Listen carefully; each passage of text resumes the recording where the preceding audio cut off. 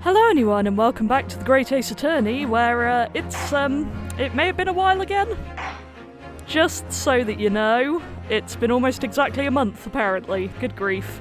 So last time I played this, we got to the end of the Endless Investigation section and now we're going to court, which I'm sure will be super fun given how little I remember about what we were doing. Oh, why am I like this? The run up to Christmas has just been crazy. I will finish this game eventually, but let's get into that. This should be an experience, I'm sure.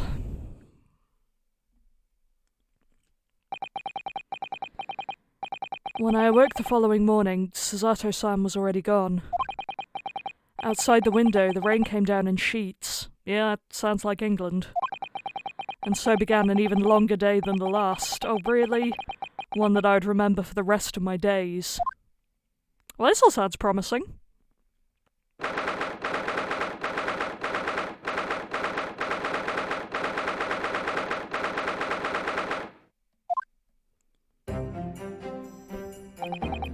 Good morning, Gina.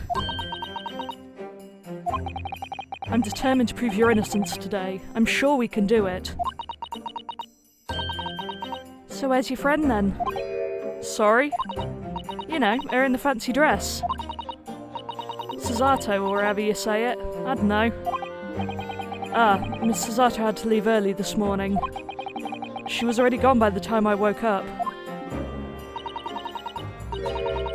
You alright with that, are ya? Forget about me if you like. Go and see her off. It's fine. It's not as though Miss Susato and I won't meet again, one day. Even so. But you, Gina. You only get one chance. This trial today is all we have. Good morning, you two. Hello. How are you feeling, Ginny? Did you manage to sleep? Oh, I'm so glad we brought Waggy with us. Iris, what are you doing here?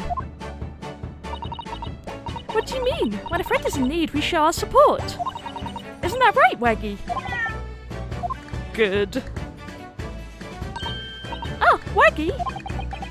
Great way to show your support, Kitty. Let him have a nose around. What harm can it do? Oh, that reminds me. I brought a paper on the way here. Now, would you like the good news or the bad news? What do you say, Bruno? Ginny? Oh, well, I think I'd rather get the bad news out of the way first. Nah, always take the good news first. You might not live to hear the bad. Cheerful. Yes, that question always gives away people's personalities. Let's not go there. Alright then, I'll give you the bad news first. A record amount of rain has fallen this morning, and carriages all over the capital are struggling to move. Definitely sounds like Britain. Huh? The bad news was a weather report.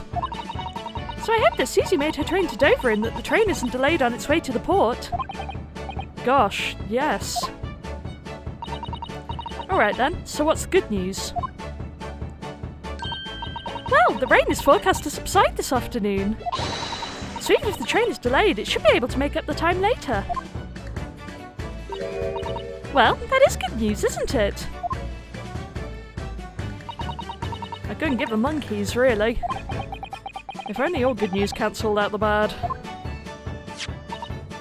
And look, this trial has made the headlines too. Pawnbroker perishes in pig purse plunder. See? Yes, how do you like that? Well, let them say what they want. See if I care. I can't, because you're covering your face. Don't worry, Bruno will soon show everyone that this headline is nonsense. I will. And then, in tomorrow's papers, the headlines will be Discharged diver is dauntless do-gooder. Isn't that right, Bruno? Oh, yes, let's hope so.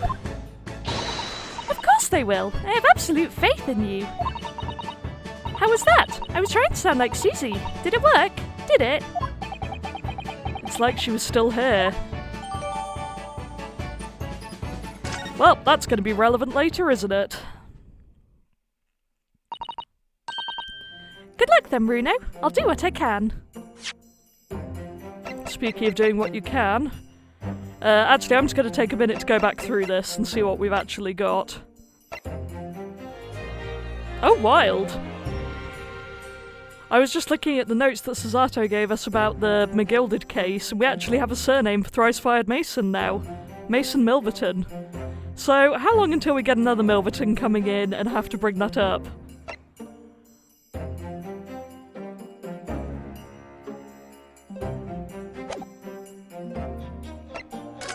Anyway. Hornbroker perishes in Pigpurse plunder. How awful. For Ginny, I mean. But tomorrow's headline will be Discharged Diver's Dauntless Do-Gooder, right? Yes, something like that. If possible, I'd like to go even bigger. Bigger? How? Proud Pickpocket protects planet post-trial, perhaps. Protects planet? Oh, I can't wait for tomorrow now. It's going to be so great. I certainly hope so. Okay, that's the same thing. Is there going to be something relevant on the back then?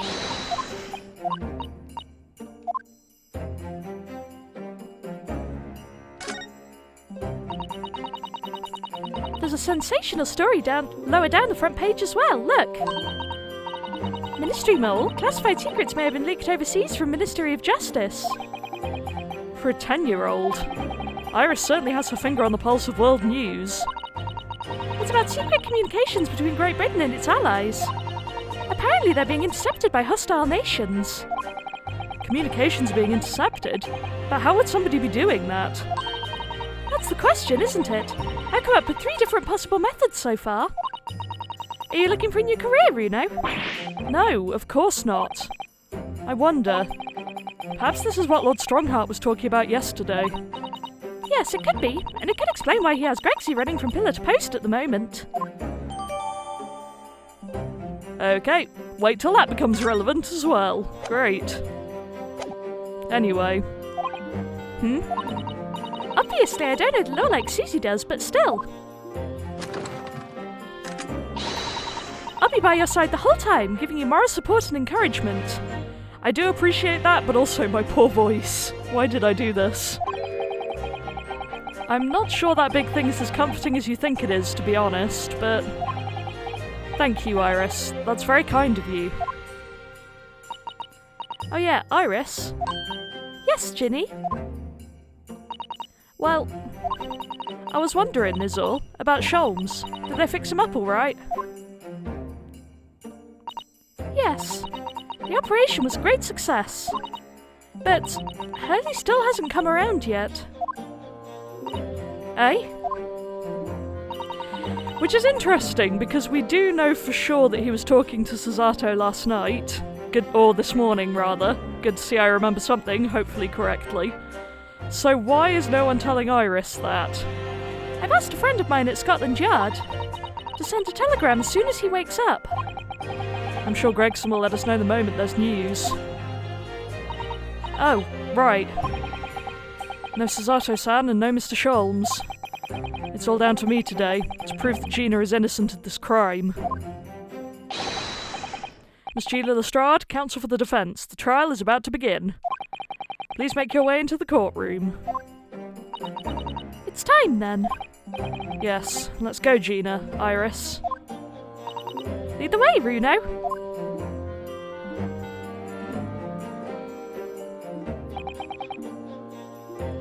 Poor Gina. She's trying to put on a brave face, but I can tell she's worried and scared. I have to believe in her from start to finish. That's the weapon that will secure our victory here. If I learnt anything from my great friend, it's that. Ah, Kazuma. Rest in pieces.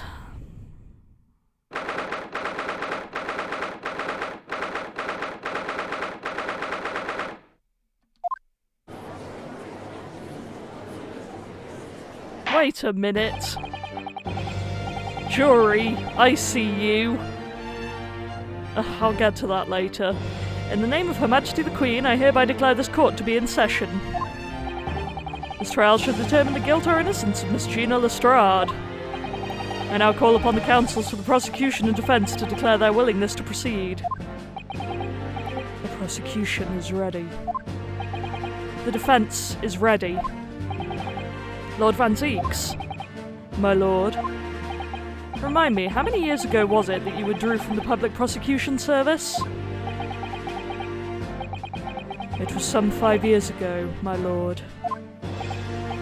Yes, and then 2 months ago you resurfaced somewhat unexpectedly, and here you are again today. Are there some circumstances of which the court should be aware that have led to this erratic behaviour? In what one might describe as your former life 5 years past. You dealt exclusively in matters concerned with the highest echelons of society and government. Really? Yet today you choose to try a simple case of burglary and murder. I confess I find it more than a little befuddling, counsel.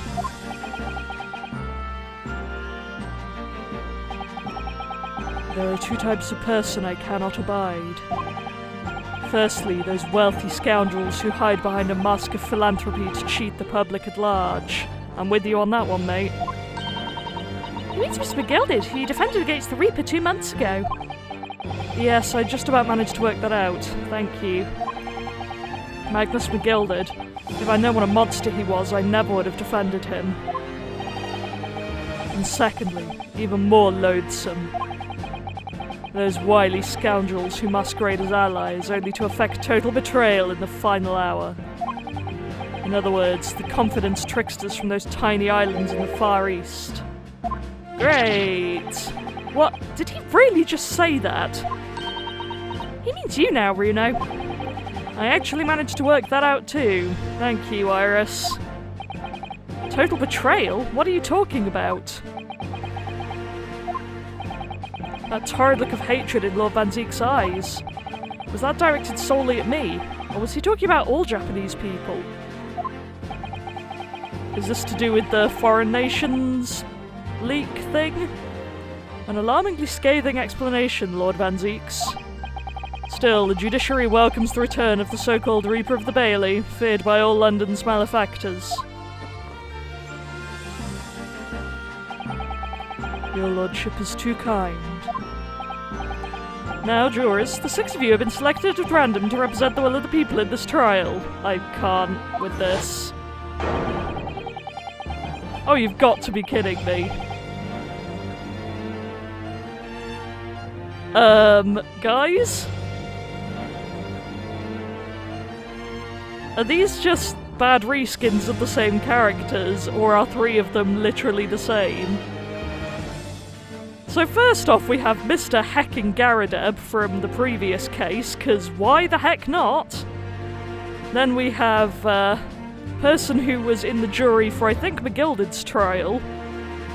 Then we have people who looked like they were in other juries previously. And then on the end, I actually recognise from case 2 in this game as the Russian guy who Sholmes thought that Nina was trying to be. So basically, this is an entire nightmare. Anyway, are you ready to hear the evidence placed before you and determine the guilt or innocence of the defendant? Oh, I'm so tired. Former lieutenant in the British Army here, don't you know? Chaps like me were born ready. Clean crockery, clean cutlery, and a clean conscience. His lordship's motto is very appropriate here, I think. Yeah, we've definitely had you before.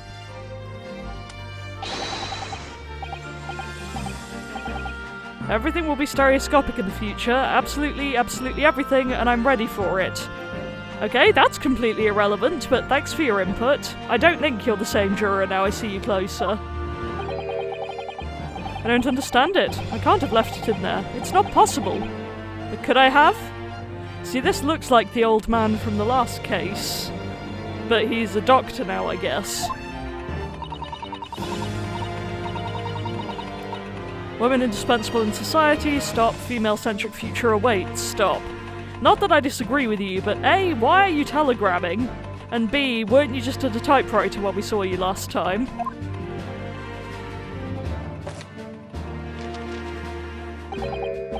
Good day. I am visiting London for sightseeing. I would like to take bus to Crystal Tower, please. Oh yeah, you definitely want to blow up the Crystal Tower. And why do you have a mouse?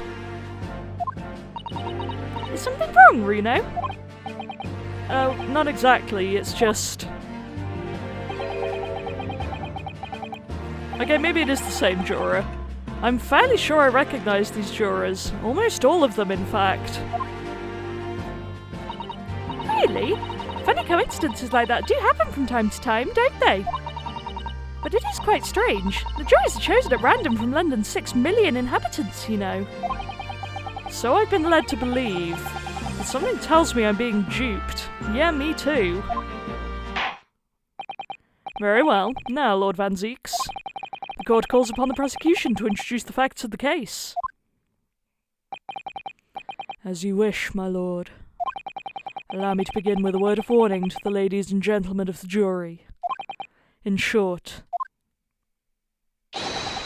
there has never been a more self-evident case of cold-blooded murder.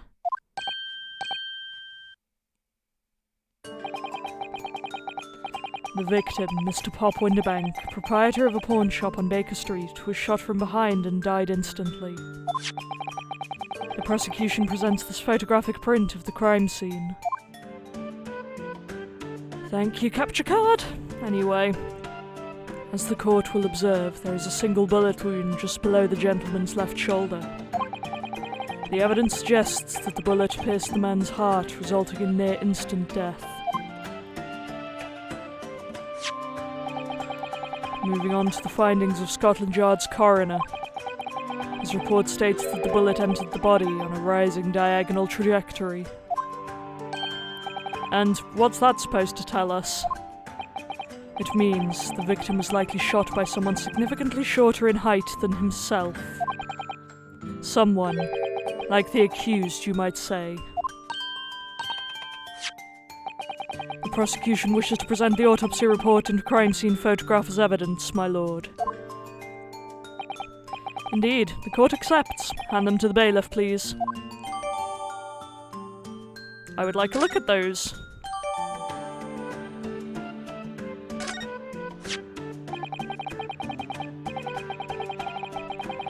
Yeah, I'll look at the plan in a minute.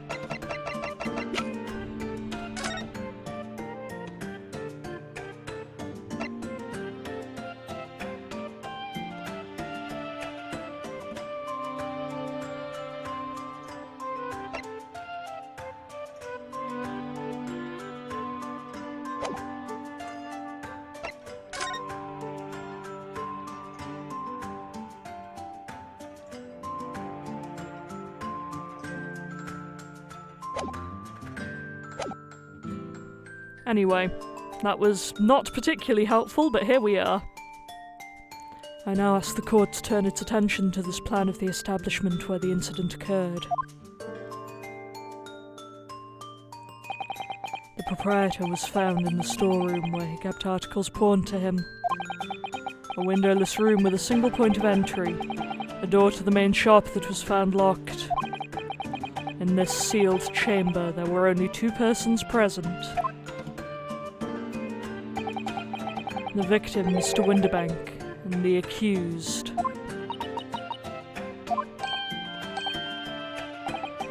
It may further interest the court to know that when the accused was discovered at the scene,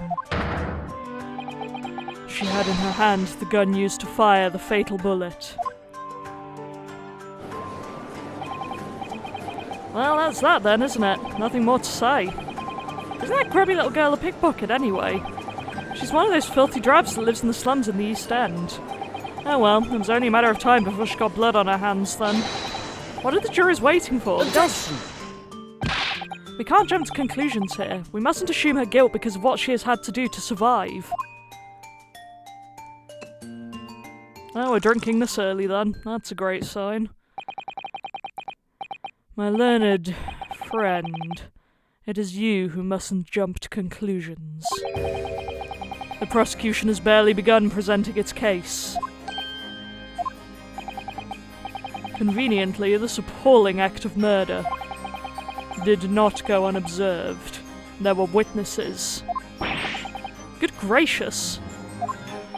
I mean, point from when we were looking at the diagram of the place, Didn't it look like he'd been shot through the door because of the way he'd fallen? He wasn't at the right angle for Gina to have shot him from where she ended up, is all I'm saying, but I'm sure we'll come back to that later. After their testimony, this girl's true nature will be exposed. Pitiful pickpurse, or cold-hearted killer. Here's to establishing the truth.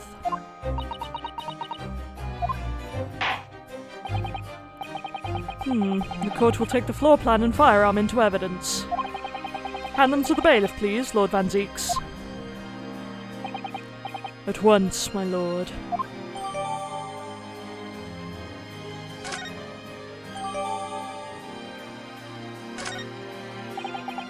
This isn't good. Yeah, you don't say. But, while we're here listening to some excellent music... See what I mean? If he was shot in the back, then how did she end up as a right angle to him? Also, what side of the back was he shot in? The other side as well, so that's going to be pretty logistically impossible for him to have been shot here. It would have to have been from there. Huh. Anyway.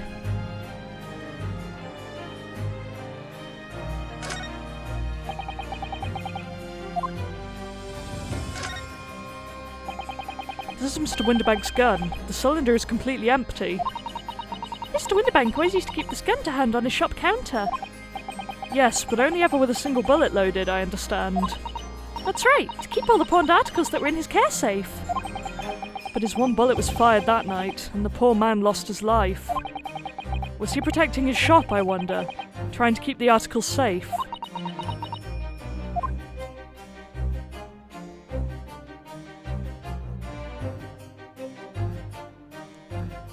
Okay, there doesn't seem to be anything else we can look at right now. I feel like the mood in here has turned very gloomy all of a sudden, Bruno. I think that's because it has.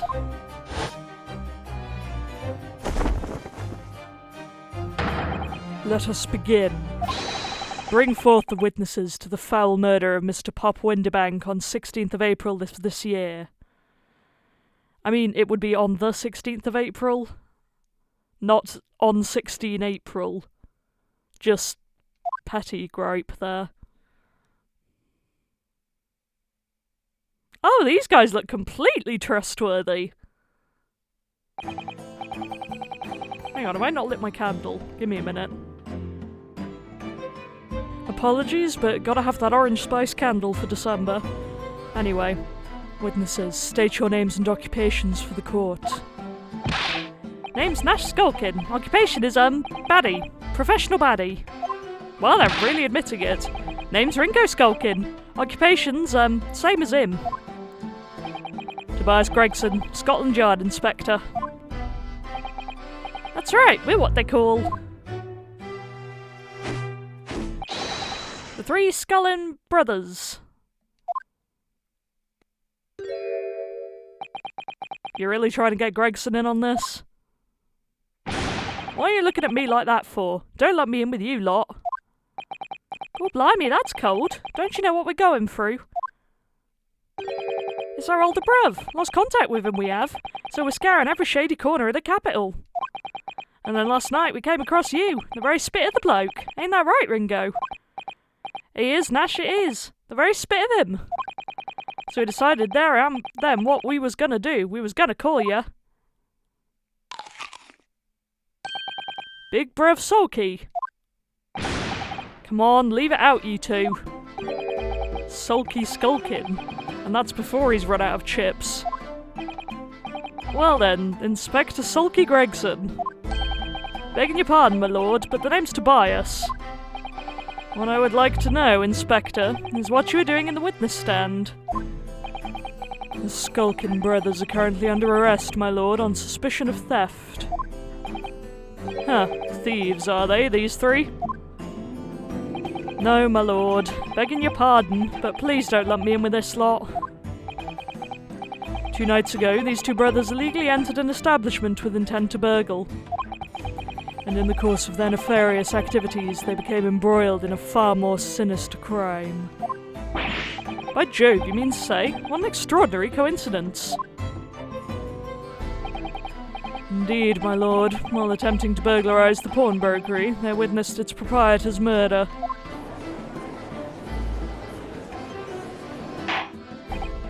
Order! Order! The various trespasses of these brothers is not the subject of today's proceedings, though they will naturally face trial in the very near future. With your lordship's permission, I'd like to remain in the stand to keep these gents on the straight and narrow. Of course, Inspector. Skeptical as I am about the caliber of these witnesses, I will permit them to take the stand. Mr. and Mr. Skulkin, you will now testify before the court. Describe the events of the night in question and what exactly you saw. Happy to. 'Cause a skulkin's never skulkin'. What?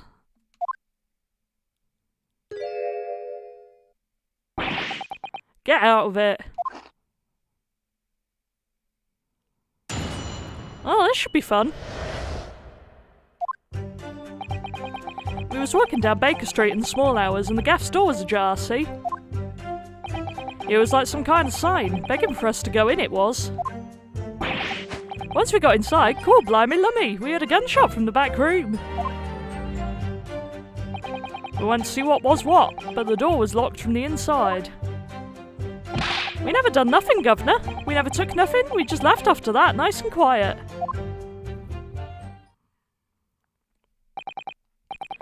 A terrible coincidence, it would seem. At the precise moment these miscreants entered the property, an even more sinister crime was afoot. The witness's testimony is consistent with the crime scene in every detail. The door providing access to the storeroom from the main shop was indeed locked from the inside, and within, only the victim and the accused were found. I must say, it does appear to be an overwhelmingly simple case. Still, the defence may cross-examine the witnesses now, of course. Counsel, if you please. Counsel? Yes. What's the matter, Bruno? Sorry, I was just stunned into silence for a minute by the blatant lies being told by that pair in the stand. I know that it's all nonsense, because I saw it with my own eyes. I'll just have to expose their testimony for the pack of lies it is. Okie dokie, well I remember none of it, so great. Hold it!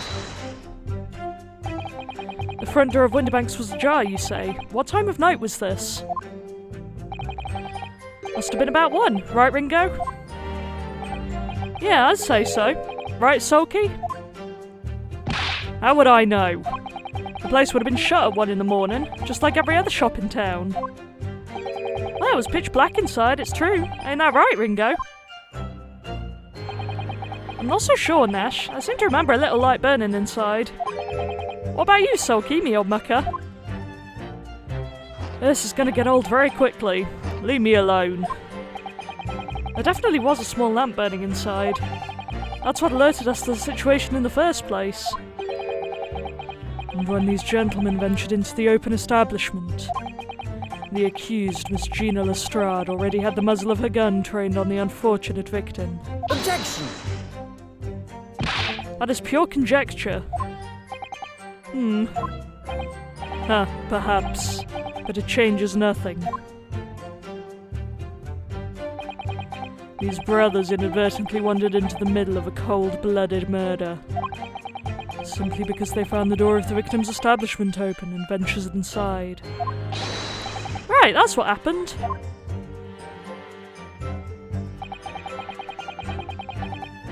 Hold it! What are you trying to suggest? That you had to go in? Well, God moves in mysterious ways, they say, don't they, Ringo? They do, Nash, they do.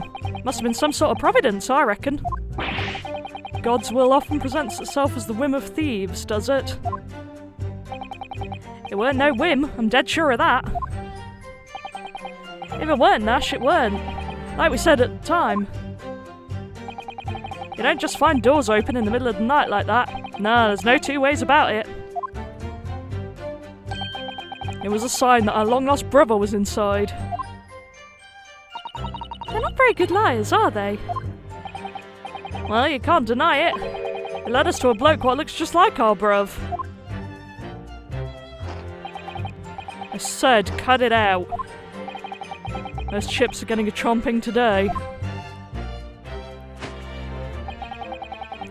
Once we got inside, etc. A gunshot, you say? Just the one? Are you sure about that? Yep, just the one, Governor. I can swear to that. It was, Nash, it was. Ain't that right, bruv? The firearm used belonged to the victim himself.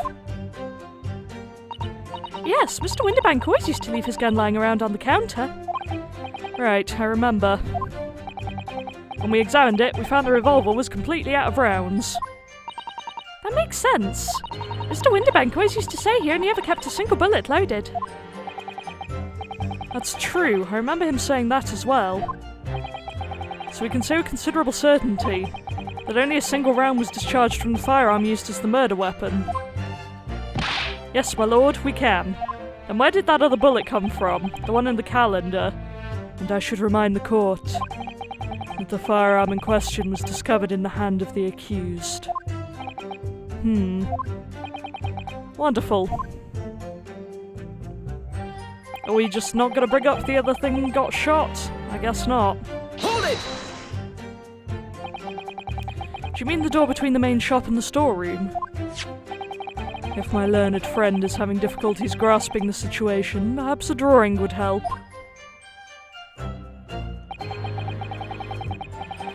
Excluding the shop's entrance from the street, there is only one other door, that of the storeroom. Of course, there was only a little oil lamp burning, not much to see by. And the door was in behind a curtain and all. That's right. When we arrived, the door was mostly obscured by the curtain. Tell me, why exactly did you try to open that door? Eh? Any normal petty thief would run at the sound of a gunshot, I should think. Oh, well, your turn to rabbit, Ringo. Well, Nash, yeah. I suppose you'd have to say we ain't normal, eh? Broadly speaking, humans respond in one of two ways on hearing a gunshot or scream. The timid flee, gripped by fear, while the courageous investigate to see if they might help. These gentlemen are of the latter inclination. My learned friend, it would seem, is of the former. Alright, somehow I just proved that I was a coward that night. Thank you, counsels. So, I believe we all understand that the door was locked and could not be opened. Proceed, witnesses. We've never done nothing, never took nothing, etc. Hold it! You didn't do or take anything. Is that your story? Well, it was bedlam soon as, weren't it? It was, Nash, it was. Didn't even have time to pull my dukes out my lacy lockets. So with no time to take your hands out of your pockets, you just left, nice and quietly, you say? Is this where we're going to bring up that they shot Sholmes? That's right, Governor. Nothing we hate more than violence. Peace-loving nibblers we are, not bludgers. We are, Nash, we are. Never even pulled me dukes out my Lucy lockets. So you'd clearly like us to believe. Eh? Come again? As you fled from the pawnbrokers that night, did you not run into anyone else? And did you not fire a gun at that person? Saints alive, they fired a gun, you say? Ah! Blimey, Governor. You ain't telling us it was you in the doorway. It was. Why the bleeding Nora? Didn't you mention that before? You were armed with a gun, and as you fled the scene you fired that gun at London's greatest detective, Herlock Sholmes. They shot the great Mr. Sholmes? I did hear that, actually. There was a rumour he'd been rushed to hospital. The great Sholmes? That's beyond the pale. On the night in question, this pair were arrested by the police within minutes of the discovery of the crime scene. Their suspicious countenance rapidly gave them away. Yeah. And when searched, a firearm was indeed found in their possession. Furthermore, the barrel shows signs of a shot having been fired from it.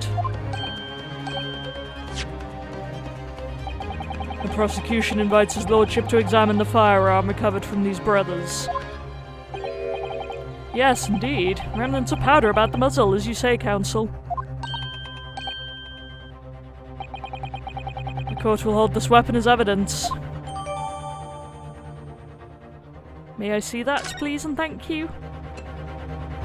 Or I could just watch him pour some wine. That's much more helpful, isn't it? Yada yada. Let me see the gun.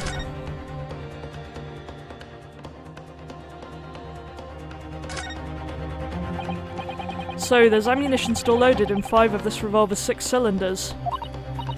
So then where did the other bullet come from? Because there was one, obviously, in Mr. Winterbank, one hit Mr. Sholmes, and one hit that calendar. So what's the third bullet's deal, unless it just went through Sholmes, which would suck. Exactly. The bullet that hit Hurley, in fact, isn't it? Yes, it happened almost as soon as we walked in through Winterbank's door. I'll make those brothers pay. The fact that she says that with a smile is deeply alarming.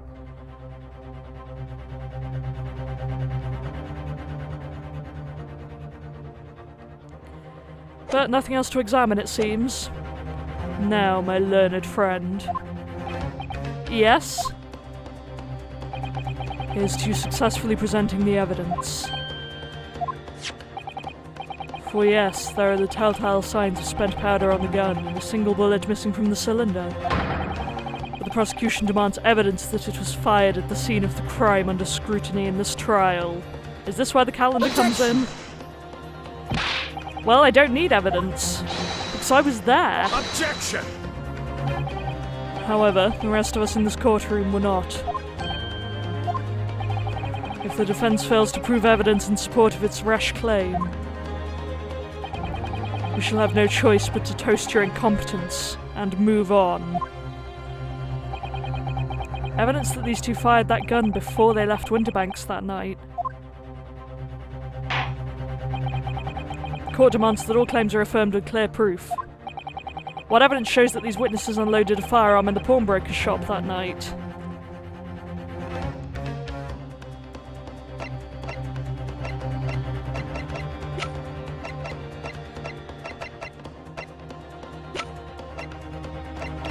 The only thing I can think of is this, because there's another bullet in there. So let's give it a go. Take that! Oh no. The music kept going. I don't trust that. The evidence is in this portfolio. What? What on earth have you there, counsel? During the course of our investigations, we discovered a number of bloodstains. Not trusting the police to do their job they're trained to do? How arrogant of you. Well, anyway, we analysed all the blood samples we found and recorded the results in this portfolio. And you claim to have the evidence the court is demanding therein? Yes, my lord. No more dallying then, counsel. Present the pertinent evidence at once. What do you have in your portfolio that proves these witnesses unloaded a firearm at the scene?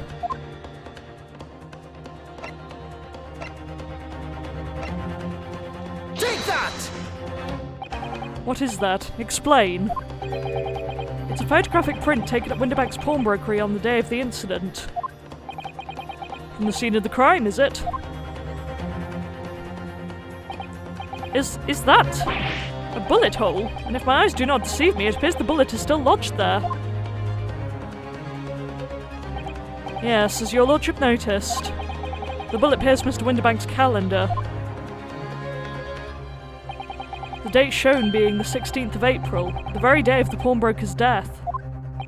The incident occurred at 1 hour after midnight, but this indicates that the separate shot had been fired sometime after the calendar had been set to the 16th. That's right, and while it isn't irrefutable, the defense believes this is credible evidence that the witnesses did fire a round from their gun in the pawnbroker's that night.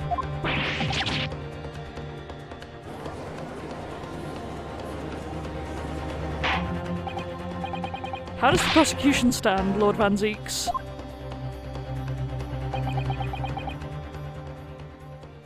Oh, there goes the music. If that is the direction my learned friend wishes to take, the prosecution has no objections. What? There it is. But you'll forgive me for flinging my hallowed chalice aside in disgust at the repugnancy it exposes. Yes, on the night in question, these brothers entered the pawnbrokery illegally. And like the bold baddies they claim to be, opened fire on the new arrivals before fleeing back onto the street. Eh? Take it easy there, Governor. You're gonna land us in the soup. We had a deal. You weren't gonna get into them details. Tell him, Sulky. Set the bloke straight. I have nothing to add. So he knew, did he? Van Zeeks knew that their testimony would almost certainly expose the extent of their crimes. It would seem now that I owe my learned friend a word of gratitude. What do you mean? What I mean is that you have helpfully confirmed an important fact. That the only shot they fired couldn't possibly have been into the victim.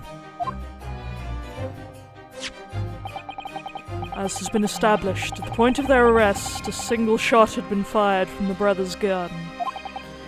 However, if that shot found its target in Mr. Sholmes, then clearly these witnesses cannot be accused of the fatal shooting of the proprietor and victim. In other words, these two men have no material connection to the murder of Mr. Winterbank at all. Yeah, that's not terribly helpful for us. So that's it.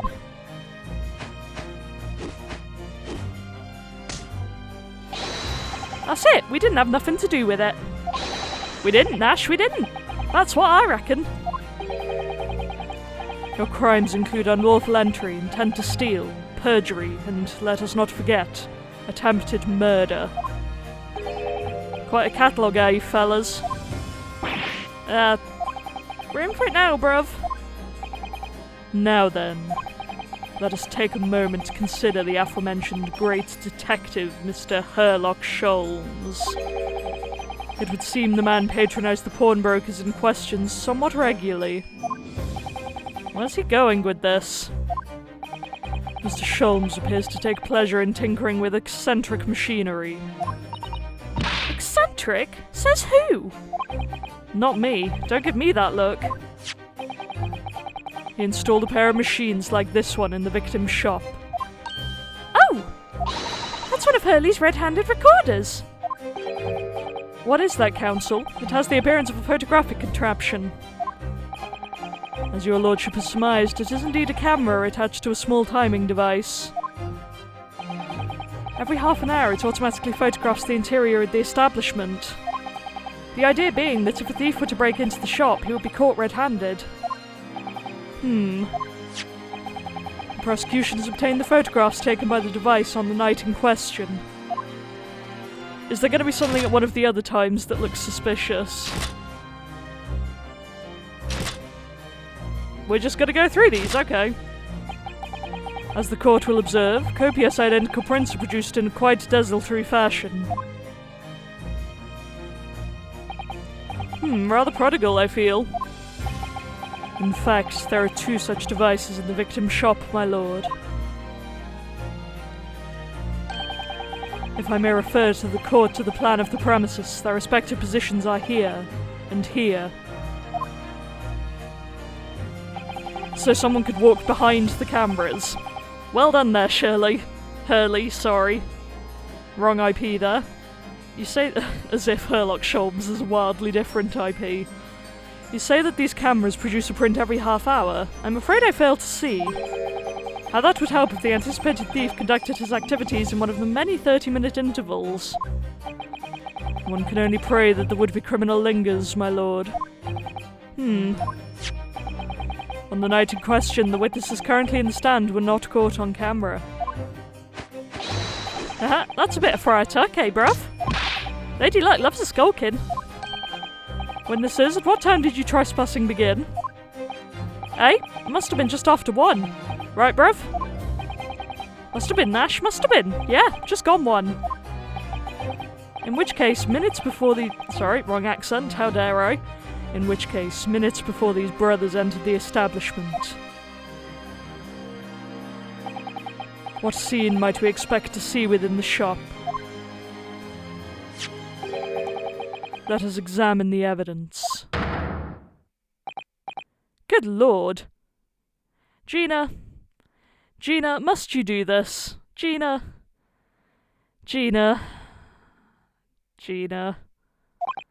It's the defendant. Miss Gina Lestrade. Thanks for that, Gina. As the court can clearly see, the accused is pictured, gun in hand, facing the victim over the shop counter. No doubt coercing the proprietor to open the door to his storeroom. Quite. One can only too easily imagine the events that unfolded. The court will take this photographic print as evidence, if you please, counsel. Ugh. I mean, we'll look at it just to be sure, but...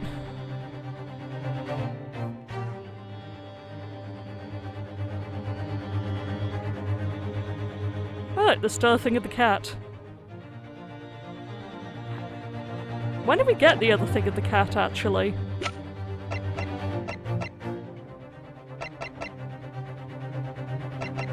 I swear that was before the shooting. We had both of the cat pictures. That's weird. Ugh. I don't believe it. Ginny. In short, the accused is the only person who could possibly have killed Mr. Winterbank. Woohoo! I say, my lord.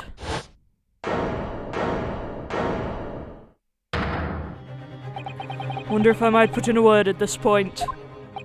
Go ahead, Mr. Foreman. Took a bally bullet in the Battle of Maiwand, 1880, don't you know? Decorated for it and all that, but forced to retire from service, sadly. Of course, a medal can never outshine the exploits of chaps like us on the battlefield. Yes, Mr. Foreman, and what exactly is your point? Carried on the battle after retirement, you see. The battle of daily life, if you like. And here I am now, leading this small squadron. 6 men, all good and true. But we'll all go down together, you mark my words. One for all, and all for one.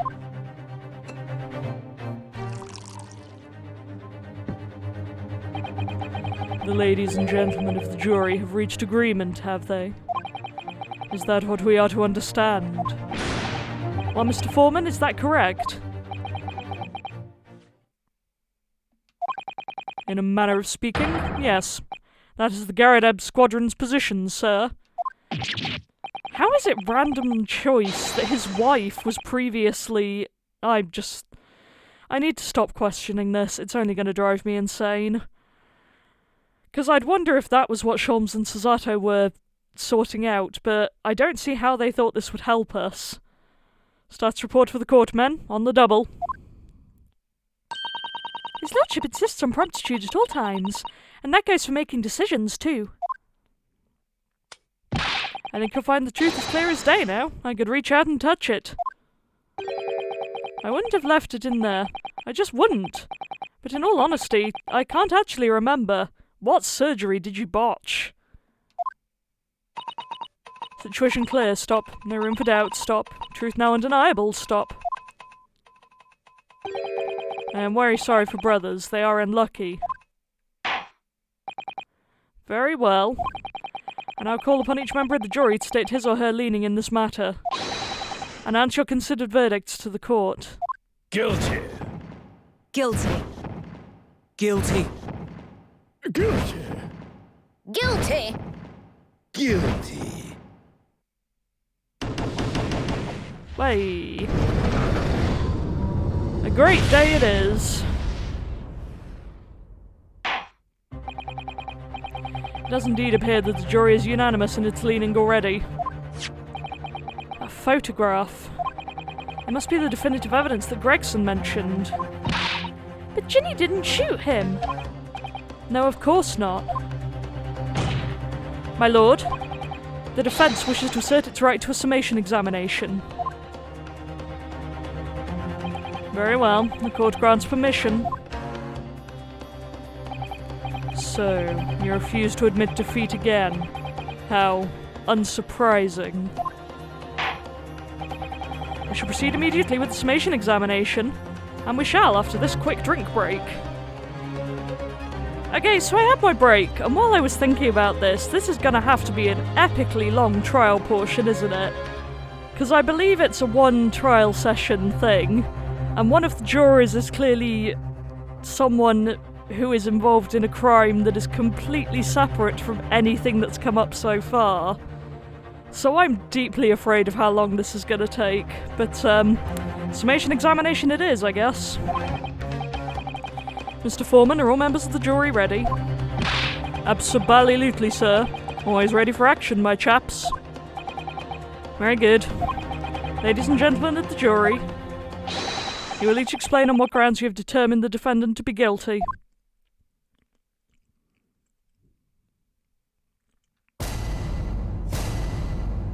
I mean, isn't Mr. Garadeb meant to be facing charges for him and his wife nearly killing someone?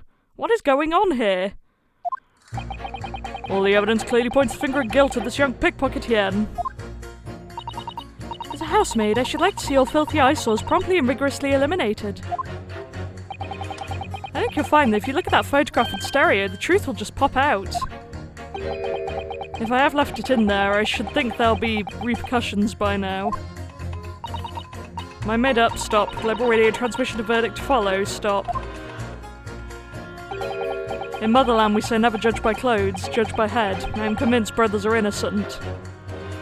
None of that's relevant! Good lord! The circumstances of the crime and the evidence do indeed implicate the defendant rather comprehensively. In the storeroom, locked from the inside, in which the victim and the accused were discovered alone. And in the accused's hand, the fatal revolver, the firing of which was heard by these witnesses. Not to mention this print. Taken from a chap who's seen action on the battlefield. That young girl's on the verge of pulling the bally trigger. Thanks a lot, Mr. Sholmes. Oh dear. Heard these cameras were supposed to help, not hinder. I'm afraid I think you have an uphill struggle ahead of you. You don't say. But Gina didn't shoot Mr. Winterbank. Which means there's more to the situation that we've yet to see. Agreed. You have the floor, counsel. Proceed with the summation examination. Here we go again.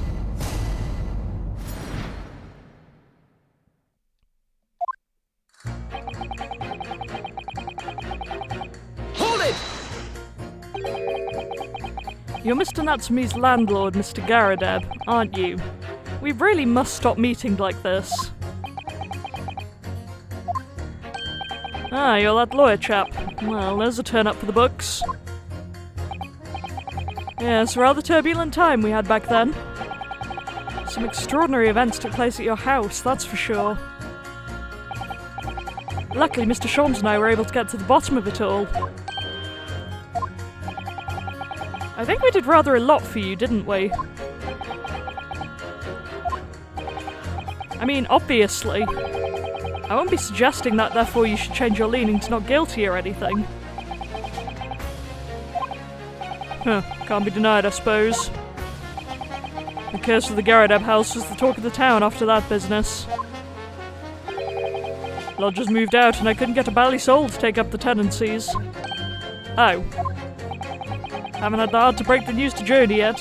Bad enough that the old girl's clapped up. Okay, so she did end up in prison. Yes, can't be denied. You did do rather a lot. But not for us, that's for dashed certain.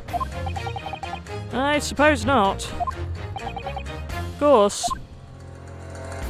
There can be no suggestion of that being the reason I'm leaning towards guilty here, obviously. Obviously. But honestly, I really wish you'd pay more attention to the trial and less to juror number 2. Ooh, that's awkward. Don't love that. Hold it! Polishing the bench, I see. Again. A maid's work is never done. Not a blemish must remain. What exactly do you mean by filthy eyesores? On my way to market for his lordship, I have to pass through the East End. The place is full of beggars, pickpursers and crossmen, the scum of the earth. A little harsh, perhaps. Let me be plain. If it were up to me, all those back slums would be made spick and span or eradicated. At least we have people like the great detective working to achieve these important goals. You're referring to Mr. Herlock Sholmes? That's right. I like to keep abreast of his exploits by reading Rats magazine in between my duties. He does wonders cleaning up London streets. In my opinion, he should be declared an honorary maid of the capital. Mr. Sholmes, a maid. It's really quite unforgivable. Gatterscum having the audacity to shoot our very greatest detective.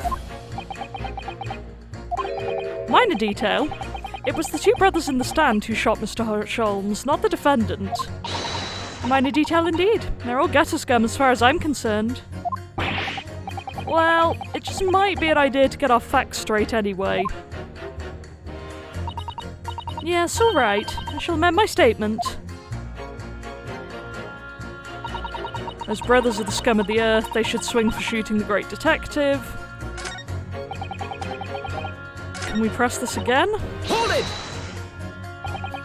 I agree with you. The shooting of Mr. Sholmes was an unforgivable act. But the purpose of this trial is to determine who shot the pawnbroker, Mr. Winterbank. I'm afraid you're splitting hairs, sir. Sorry. Whether it was the thieves or the pickpurse, it was still Gattertrash that shot the pawnbroker in the end. Filth that should be cleaned up and eradicated, in my considered opinion. Thanks so much for sharing. Changing this man's mind isn't going to be easy. You know, it was one of those 2 brothers that shot Hurley, wasn't it? Yes, without question. Well then, I'll never forgive them. Oh, Iris. Perhaps we could use the maid's statement to help us somehow, do you think? Yes, maybe. Let's listen carefully to what each juror has to say first. So, I wonder if the doctor is going to be the one who operated on Sholmes and he left the bullet in and therefore there's a random extra bullet still. Hold it! What do you mean, look at the photograph in stereo? Sorry, what? Don't you know? If you look at the photographic print normally, it looks as though the pickpocket girl is about to shoot the victim, obviously. Objection!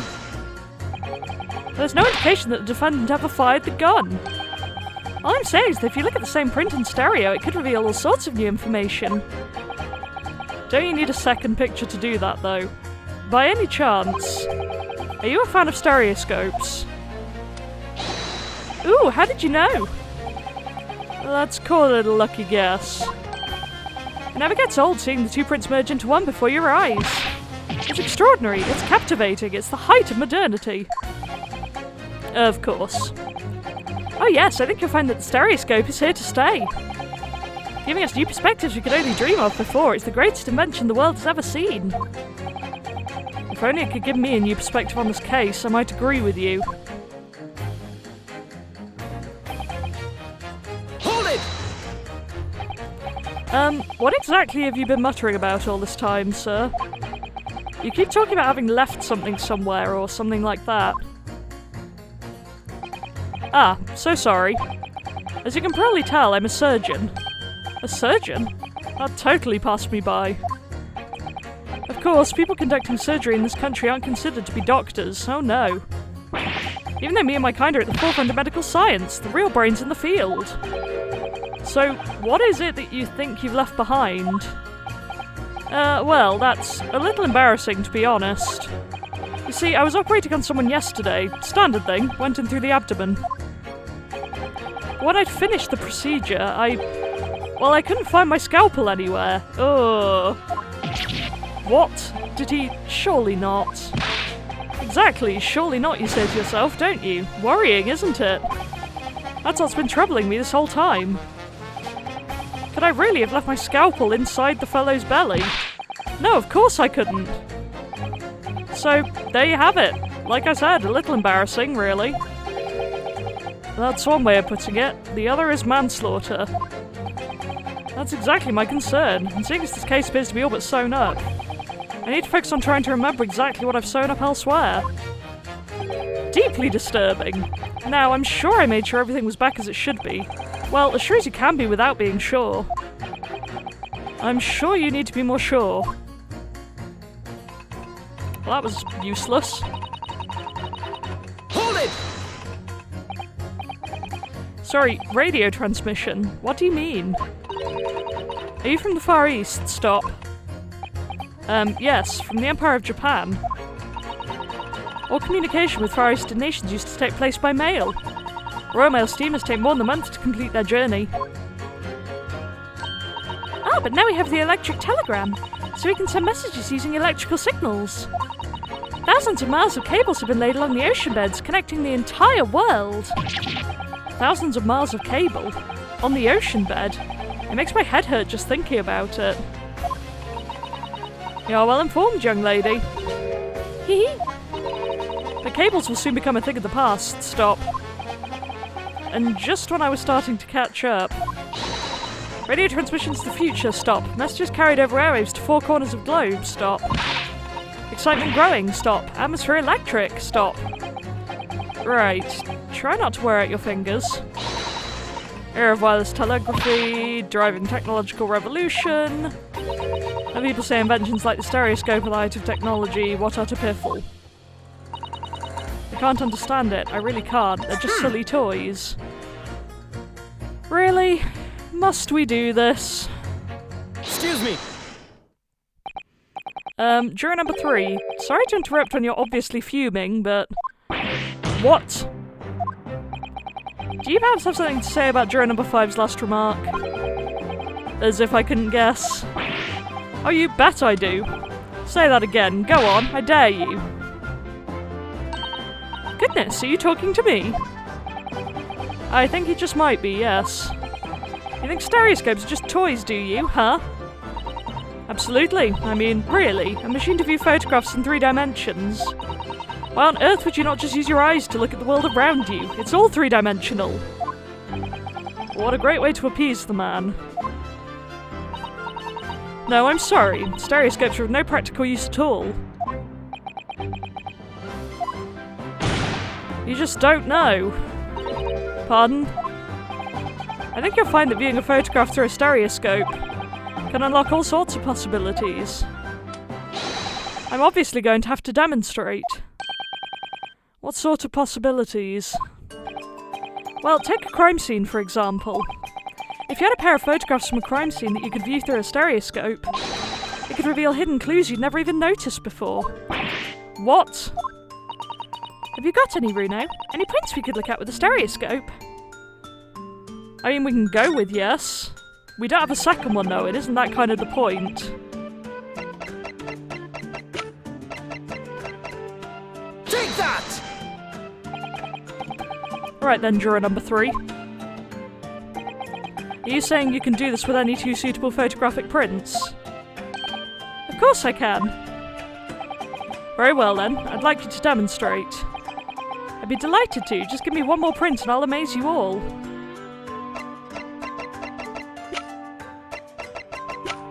I don't have another print right now. What do you mean, one more print? In case my capture card died before I handed it over, I, just presented the only other photo I had and we got into this discussion. Oh dear, don't you have these in the Far East? Don't you know how a stereoscope works? Bruno, What? you need 2 photographs for a stereoscope, remember? You know, one for the left eye and one for the right. Yeah, I do know, but... Oh, yes, I remember now. But the print we have from the pawnbroker is just a normal photograph. No, I think you'll find that the clue is in the name. It's a stereoscope, not a monoscope. You always need 2 prints. Well, I guess we can use... Maybe that's why the cameras are laid out weirdly next to each other, so that it looks like you have one for each eye. That would explain why they're not logically laid out. Thanks for the friendly explanation. Well, if we obtain another print at some point later in the trial, we can always show it to this young man then. Haha! I think you'll find that know-it-all expression is really starting to annoy me. Let's get things back on track, shall we, Counsel? Hold it! Can it really show up new clues, though? Don't know unless you try.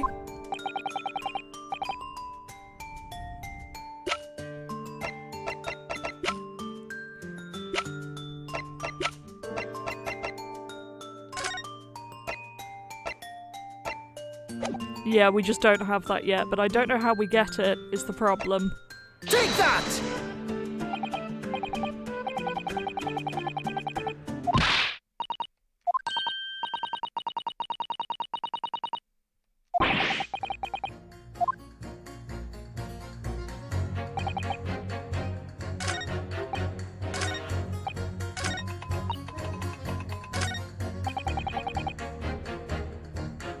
Hold it!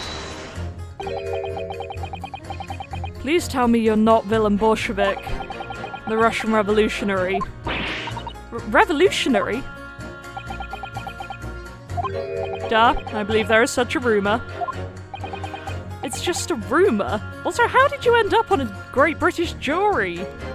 Is it time to bring back my CA looking bewildered drawing from Bravely Default 2? I think it might be because, huh?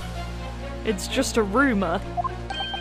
As you see, I have unfortunate appearance. I look like vicious criminal. Your words, not mine. Just want to point that out. People call me revolutionary, murderer, autocrat. And which glove fits? Good day. I am visiting London for sightseeing. I would like to take bus to Crystal Tower, please. Right, that didn't sound staged at all. You'll forgive me for having my doubts. To be treated like vicious criminal all the time, it is very painful. People do not realize. So I have much sympathies for these brothers. People say they are criminals only because of how they look. And the fact that they had a gun and were leaving the crime. The Skulkin brothers. Maybe they went inside pawnbroker's shop. They have done nothing wrong. That is all I want to say. They literally shot a man. The Skulkin brothers did nothing wrong that night. Alright, well first of all, that's one not so little misunderstanding I'll need to clear up straight away. Tell me something, Iris. What is it, Bruno? Jurors are chosen at random from the inhabitants of London town, aren't they? Yes, it's amazing, isn't it? In that case, how is it that there's a Russian tourist sitting among them who looks for all the world like a revolutionary? I wish I knew. I can't change the minds of more than half of them. Yeah, I know. We know that Ginny would never shoot anyone, find contradictions.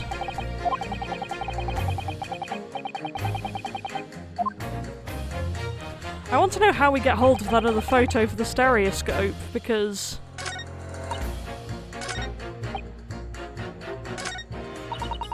Oh, okay. Objection! These two statements clearly contradict each other. Good lord. Counsel, explain yourself. Oh my statement, contradictory? C-O-N. Juror number 6, you've got the wrong end of the stick. I do not have stick. I have mouse. Oh, I missed it. That was so bizarre I kind of wanted a screenshot. As juror number 2 said earlier, when the Skulkin brothers fled the scene on the night in question, they fired a shot from their revolver. Yes, they shot poor Mr. Sholmes in the abdomen, I understand. Surely you're not going to tell the court now that you didn't hear. Abdomen. Abdomen. A-B-D. Sir? Sorry, my English is still learning. You are telling the court you didn't hear. Forgive me, I did not hear. Here is word. Abdomen. Part of person's body containing stomach and other vital organs. If this is what you mean, you should say in plain English. I am Russian, not native speaker. Who thought it was a good idea to let this man be on the jury again? I mean, I've had that question with like 90% of the juries, so whatever at this point. I like his mouse though. So, you are telling me these brothers who look like criminals were lying? They said before we never done nothing, but truth is they shot detective. Duh, this is double negative. Yes, that's exactly right. Lying is wrong, especially when lie is said by a person who looks like criminal. Coming from you, that seems surprisingly prejudiced. This means... Also, put the mouse down. When they said we never took nothing, maybe it was also a big fat lie. Is this true? Well, according to the police report, no stolen goods were found, so... Enough, I trust no one now. It's not the mouse's fault though, sir. I must see with own eyes. I must investigate crime scene myself. I'm afraid that won't be Yes, it is, Runo. Easily. Sorry? Is this how we get the second photo? Yeah, good. With the prints from Hurley's red-handed recorder. Ah. If you compare the print that pictures Ginny and the next print from half an hour later, you'll be able to see straight away if anything was taken or not. Huey, Mr. Prosecutor. Calling on the prosecution in the middle of a summation examination of all times. The print showing the accused threatening the victim after she broke into the shop is this one.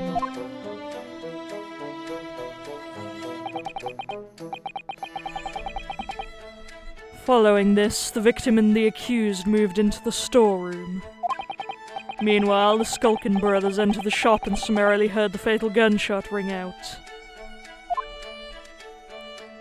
Is there going to be something relevant in the photo that he's just not shown us? Sadly, none of these events were captured on film. And this is the print produced by the camera half an hour later, after the brothers' flight. Okie dokie. So this was taken after Hurley was shot then? As far as I can tell, nothing has been taken. And now we can stereoscope. That does seem to be the case. I can't notice anything that's obviously missing in the second print.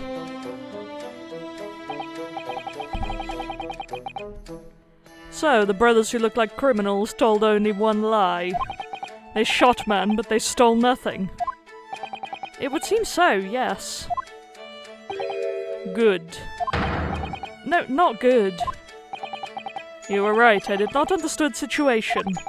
Now I know brothers have lied, I think it is very important to continue with trial. Surprisingly helpful of you.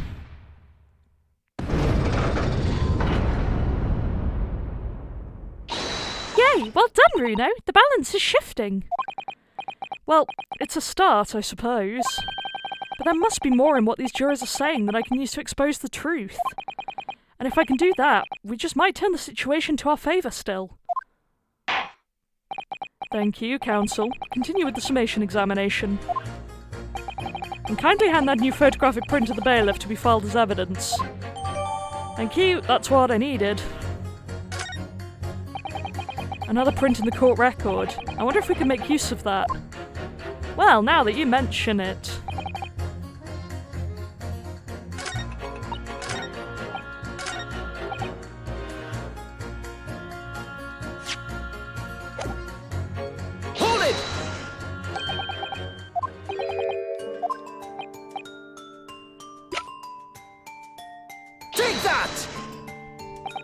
Alright then, juror number 3. Are you saying you can do this with any 2 suitable photographic prints? Of course I can. Very well then. I'd like you to demonstrate. I'd be delighted to. Just give me one more print and I'll amaze you all. Take that! Alright, these 2 prints were both taken with the same camera in Windybanks on the night in question. Yes, I see. Tell me, Mr. Lawyer, do you know how stereographic images work? Do you understand the principle? Well, I think so. I did have a lesson on only yesterday. The left and right eye images need to be the same, only with a slight shift in the position of some objects. Then when your brain merges the 2 images together inside your head, it notices the shift as if it were depth. Yes, exactly. It's that small shift between certain objects in the 2 pictures that's really important. So what happens if you use 2 photographs that are exactly the same, then? No, obviously that wouldn't work at all. Not for seeing the scene 3-dimensionally, anyway. Oh! Oh! Of course, now I see! Ah, I think the young girl has discovered the secret. I have! Can you uncross your eyes before you tell me? Have a look at these 2 pictures from Hurley's camera, Bruno. Go on! Are they slightly different? Can you see that there's a really obvious difference between them? Oh, the lamp's broken. Okay.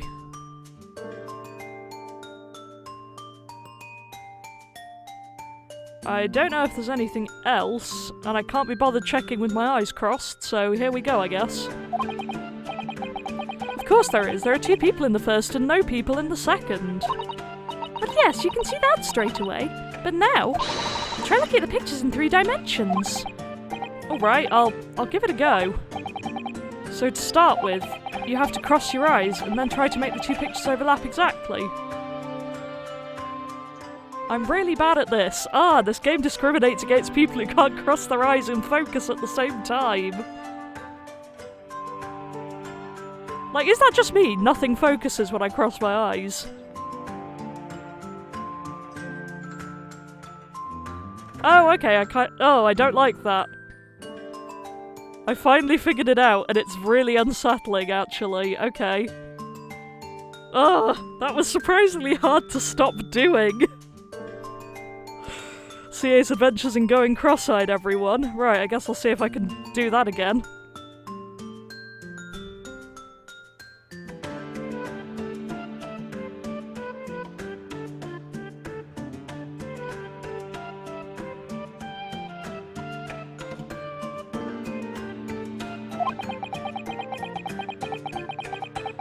Okay, yeah. That's actually really clever. It's really hard to tell, but it's very clever once you do cross your eyes.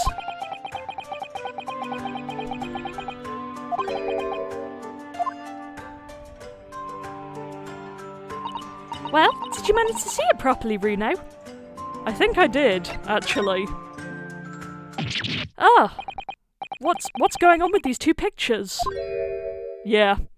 That part has moved. Some of the things on the counter sort of jump out at you.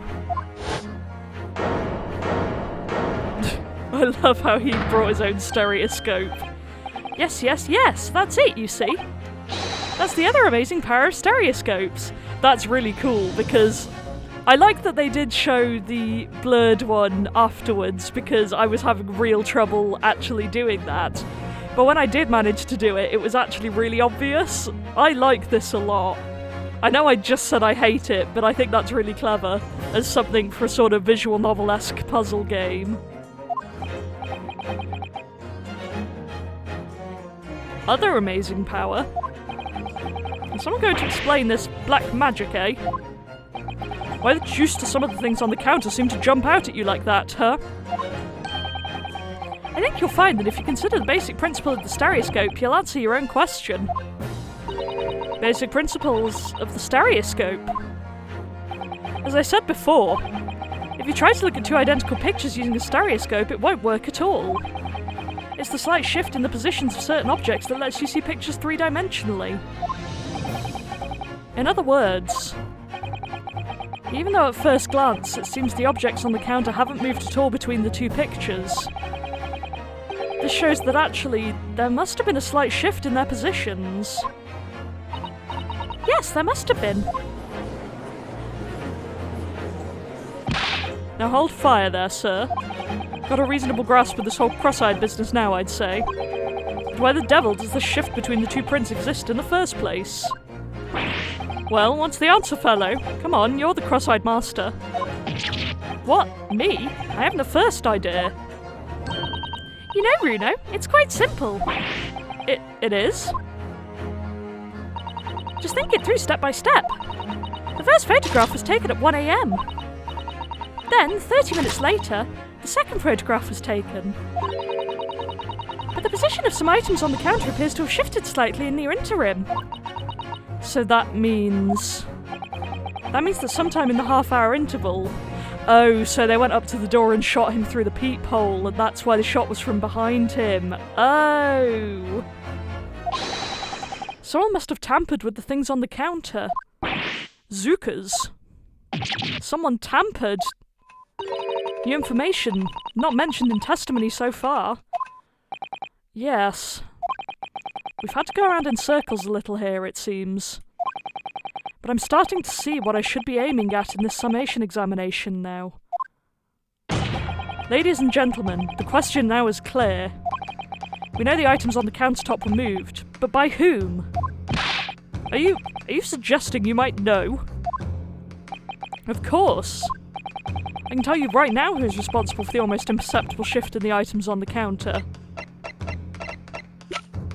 Do I just have to pick one of them? Because I assume it was one of these two. Take that! It was the witness currently in the stand, the Skulkin brothers. Wait. This does not agree with what brothers said in testimony before. They said they did not even have time to pull dukes from Lucy Lockets. My phrasebook says duke is meaning hands and Lucy Lockets is meaning pockets. But this, another lie. Is this what you are saying? Yeah, I'm afraid so. Now hold on there a minute, you can't be sure of that. I quite agree. The accused is a common pick purse after all. It's perfectly possible that she went through the things on the desk to see what she might steal. I think that's unlikely, yeah, because if she turned away to do that, Mr. Winterbank could probably have overpowered her. And why exactly? As you can see from this photographic print, the defendant was pointing a gun at the victim. It would seem, as my learned friend indicated, that she was coercing Mr. Winterbank to open the storeroom door. In other words, Mr. Lestrade's interests lay within the storeroom, not in the main shop, giving her no reason to touch anything on the counter. All of which points to one thing. The Skulkin brothers have omitted key facts in their testimony.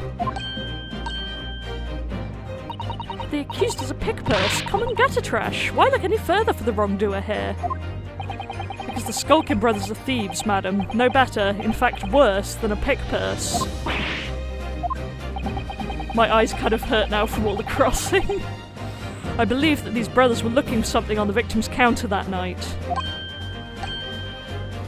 Ladies and gentlemen of the jury, if you'll condemn the defendant on the grounds that she's a pickpocket, would it not at least be right and proper to thoroughly scrutinise testimony given against her by two thieves?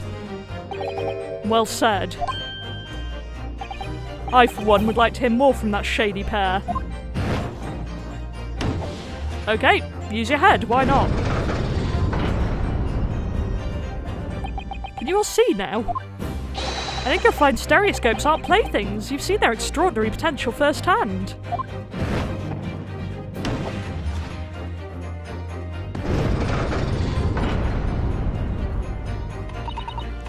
Wholeheartedly agree. Must purchase after trial. Will return home via Regent Street.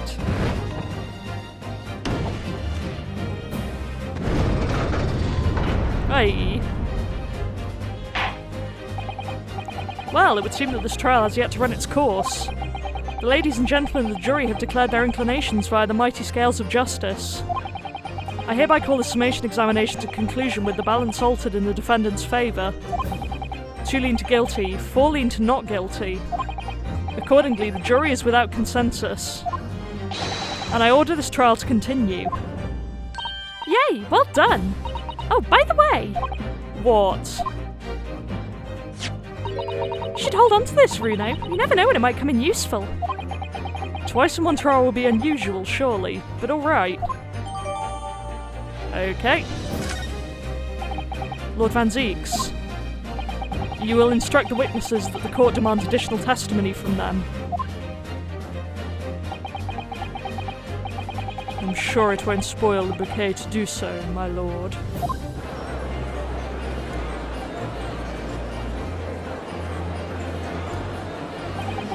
I've won myself another chance to probe that pair about their activities that night at least. And I won't stop probing them until I've proven that Gina is innocent.